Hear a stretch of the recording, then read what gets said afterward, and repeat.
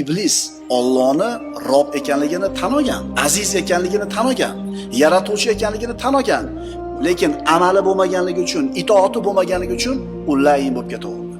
Biz ham ishonamiz Allohga deydi, lekin bironta haromdan taqvo qilmaydi. Biz ham Allohga iymon keltirganmiz deydi, bironta farzni bajarmaydi.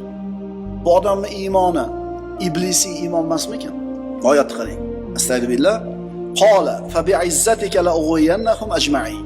Iblis aytdi: "Endi sening qudratingga qasam, albatta ularning hammasini yo'ldan ozdiraman. Anzirni ila yawmi yub'asun." Qiyomat kunigacha meni tirik qoldirgin. Xalaqtani minnar.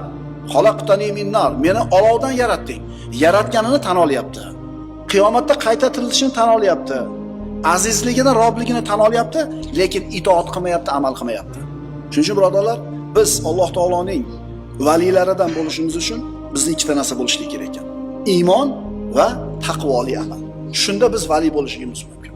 Agar birodarlar islomni, dinni hamma ma'nosini ikki og'iz so'zga sig'dirish kerak bo'ladigan bo'lsa, o'sha ikki og'iz so'z shu bo'ladi. Iymon keltirdi, taqvo qildi. Shu din.